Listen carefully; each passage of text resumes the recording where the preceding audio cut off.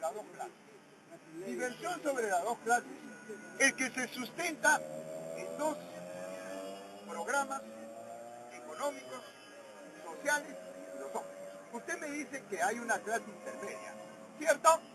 Yo le pregunto, ¿esa clase intermedia en qué se sustenta? ¿Cuál es esa economía que es contraria a las dos? Esa filosofía que es contraria a las dos y esa sociología. ¿Cuál es? Mire,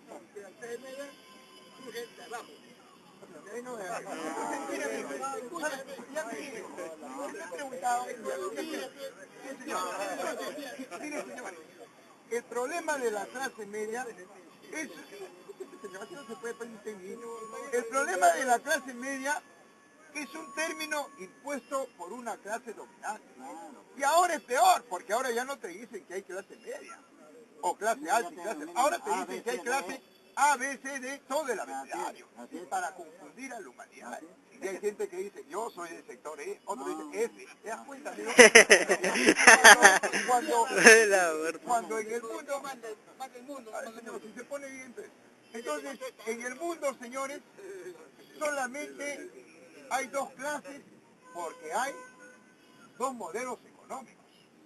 Una instaurada por una clase dominante para explotar y la otra por la clase proletaria para...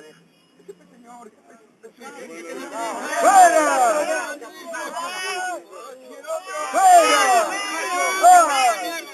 Y el otro de una clase explotada. ¿Por qué? Porque su economía se basa en la no explotación y en la colectividad. Y solamente dos filosofías. La impuesta por una clase dominante, que es el idealismo, y la otra, que es la ciencia y la razón, que es el materialismo. Y las dos sociologías, ¿no? Una clase opresora y una clase oprimida. Minoría y mayoría. Entonces, sobre eso, amigo, se desarrolla el ser humano. ¿En función de qué? De lucha. El rico contra el pobre y el pobre contra el rico. ¿Y por qué? Porque evidentemente la economía está controlada. La economía solamente está bajo el dominio de una clase explotadora y no bajo la participación de la humanidad. Entonces, eso hace, amigo, que estemos acá. Y eso hace que nosotros fijemos una posición. Si es por una o por la otra.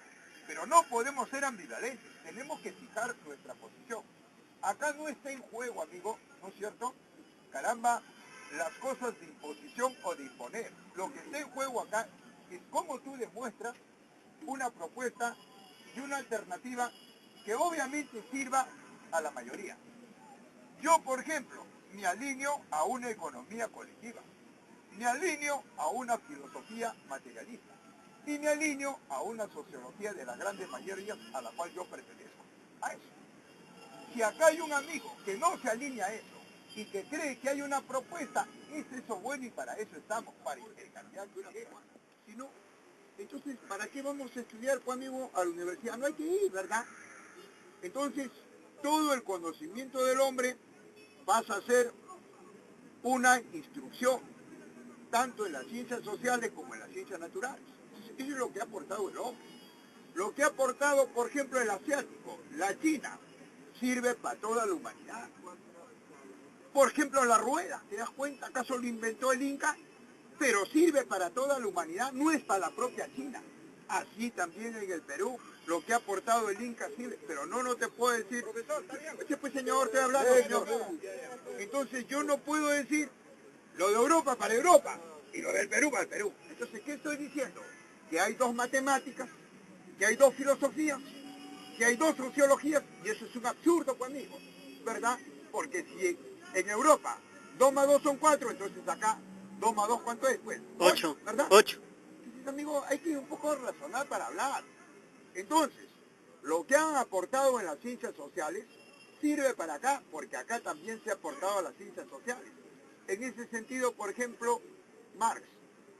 Marx aporta a las ciencias sociales y a las ciencias económicas. Entonces yo me pregunto, dame un economista peruano que refute a Marx, pues. De eso se trata, no se trata de Europa, porque no. Dime, señor Matito, estoy diciendo, amigo, que hay que hablar con propiedad. A eso voy.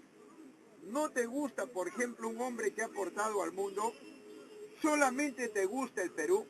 Si solamente nos gusta el Perú, automáticamente estamos diciendo no a la Biblia, no a la iglesia, sí, señor, sí, no a la concepción divina, no a la...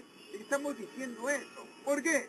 Porque la Biblia, Dios, el alma, etcétera, vino de afuera, pues amigo, ¿verdad?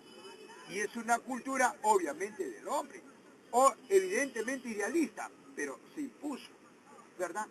Entonces, si hablamos nosotros de nuestra cultura, no podemos decir yo creo en Dios, no podemos decir yo creo en la religión, no. ¿Por qué? Porque eso lo impusieron los inquisidores, a sangre y fuego, como dice el amigo. ¿El Inca acaso creía, fue amigo, en la Biblia? ¿Acaso creía en el alma, en el más allá? No. El Inca creía en la lluvia porque le regaba sus tierras lejanas y de ahí se alimentaba. En el sol. Creía en el sol porque le daba vida. ¿Qué dijeron los inquisidores? Lo comenzaron a torturar, a picanear, ¿verdad? Y a sangre y fuego se impuso eso.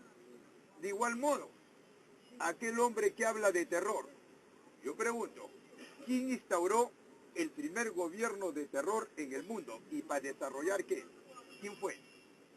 Fue el capitalismo, el que instauró el primer gobierno de terror en el mundo, donde pasaban todo el mundo que no creía en el capitalismo por la guillotina. ¿Me dejo entender? Entonces, profesor, hablando, pues, a ver, ¿cuál es su pregunta? No, chiquito nomás, 30 segundos.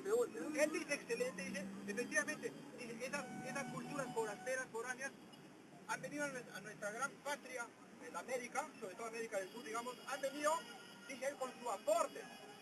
Pero ese aporte tiene dos partes. Dos, como